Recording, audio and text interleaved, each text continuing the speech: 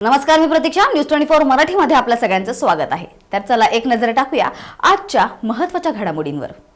धुळे जिल्ह्यातील शिरपूर तालुक्यातील निमझरी येथे कारवाईसाठी गेलेल्या वन अधिकाऱ्यावर प्राणघातक हल्ला झाल्याचा धक्कादायक प्रकार समोर आला आहे. कारवाईसाठी गेलेल्या वन अधिकाऱ्यावर जीवघेणा हल्ला करण्याचा प्रयत्न झाल्याची घटना दिनांक 9 मे रोजी घडली असून या प्रकरणी गुन्हा दाखल करण्यात आला असून वनक्षेत्रात अवैधरित्या जेसीबी द्वारे खोदकाम करून वृक्षाची कत्तल करण्यात आल्याचे आढळून आल्याने जेसीबी व क्रेटा वाहन वन विभागाच्या पथकाने जप्त केले आहे. मिळालेल्या प्राथमिक माहितीनुसार दिनांक 9 मे रोजी शिरपूर तालुक्यातील निमझरी येथील वनहद्दीत जेसीबी द्वारे खोदकाम करून मुळासकट वृक्षतोड करण्यात येत असल्याची माहिती वन अधिकारी काशीनाथ देवरे यांना प्राप्त झाली होती. या माहितीद्वारे वन अधिकारी काशीनाथ देवरे व त्यांचे पथक घटनास्थळी दाखल झाले होते.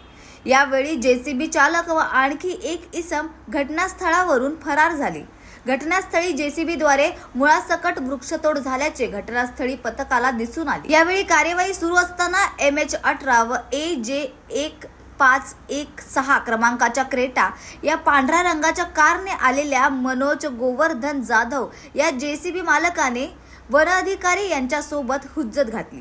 दगड फेकत जीवे मारण्याची धमकी दिली. धक्काबुक्कीत एक महिला कर्मचाऱ्याला धक्का दिल्याने खाली पडून महिला कर्मचारीच्या खांद्याजवळ किरकोळ मार लागला. यावेळी वन अधिकारी यांनी वरिष्ठ अधिकारी आणि शिरपूर शहर पोलिसांना संपर्क साधून घटनेची माहिती दिली.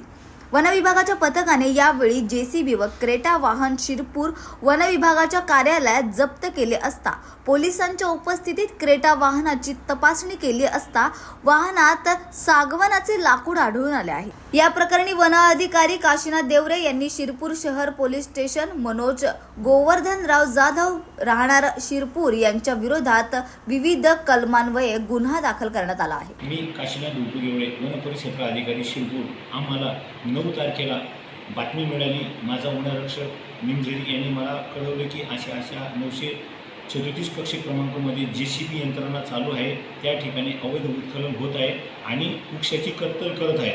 याचा भ्रमणध्वनी आला. मी रेड स्टॉपसह तात्काळ त्या ठिकाणी पोहोचलो. त्या ठिकाणी चालक आणि इतर जे होते ते फरार झाले आणि त्या ठिकाणी पोहोचलो असता आम्ही जेसीबी यंत्रणा पाहिले.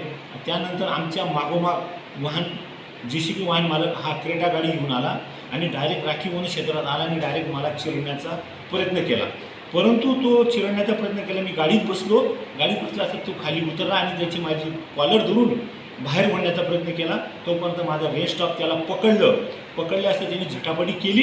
तोपर्यंत आमची सोनल मगरी ही वन जमिनीवर पडली. तिच्या खांद्याला मुक्का मार लागला आणि मला छातीला त्यांनी धक्का मारला.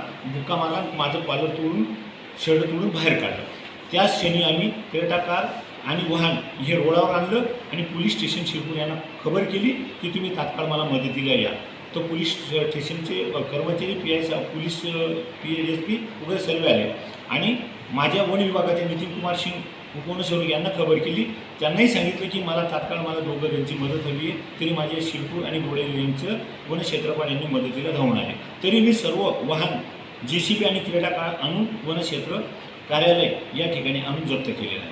त्या जप्तीमध्ये वृक्षतोड, अवैध उत्खनन, नैसर्गिक नालाचं नासधूस इतकं त्यांनी मोठ्या प्रकारे गुन्हा घडवून आलेला आहे. जळगाव जिल्ह्यात मतदानाच्या दिवशी मशीनमध्ये कुठलाही बिघाड झाल्यास क्विक ॲक्शन टीम काम करणार अशी माहिती जिल्हाधिकारी आयुष प्रसाद यांनी दिली आहे.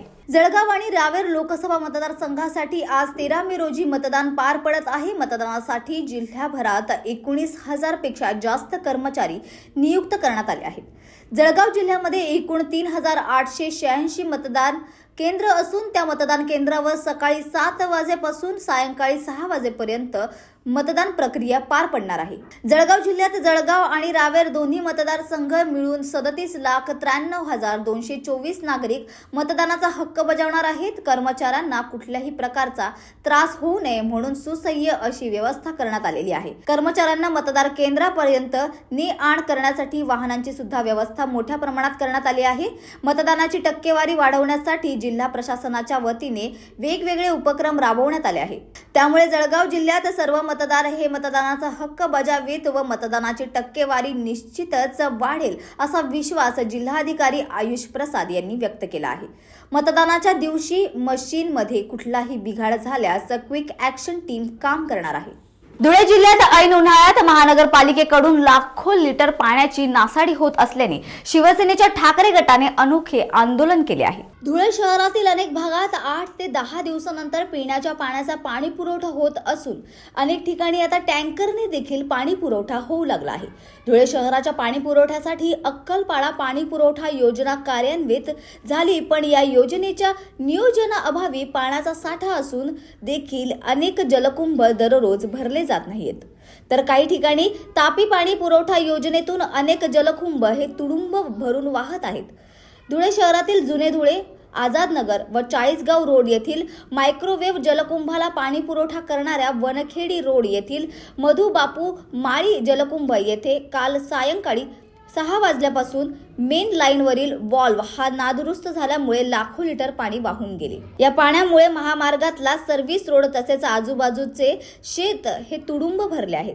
त्या संदर्भात शिवसेना पदाधिकाऱ्यांना माहिती मिळाल्यानंतर शिवसेना जिल्हा प्रमुख अतुल सोनावणे, उपजिल्हा प्रमुख किरण जोंधळे, महानगर प्रमुख धीरज पाटील, भरत मोरे, कैलास मराठे, अनिल शिरसाट यांनी लागलीच या जलकुंभावर धाव घेत सत्य परिस्थिती जाणून घेतली। धुळे मनपा आयुक्त अमिता दगडे पाटील यांना फोन करून या संदर्भात माहिती दिली व संबंधित पाणी पुरवठा अधिकाऱ्यांना तात्काळ निलंबित करण्यात यावे अशी मागणी केली। पाणी पुरवठा योजनेच्या मेन लाईनवर हा वॉल नादुरुस्त झाल्यामुळे लाखो लिटर पाणी वाहून गेले आहे।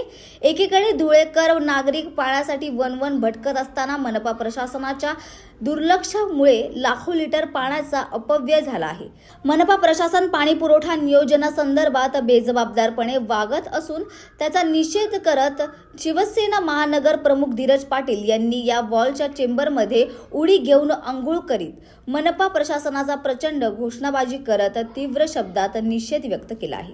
मी जुने धुळे भागामध्ये मधुबापू स्वर्गवासी मधुबापू माळी हे जलकुंभ या जुन्या धुळे भागामध्ये एक्सप्रेस आलेला आहे। आपल्याला माहिती असेल धुळेकर जनतेला 12 दिवस आड पाणी मिळतं आहे।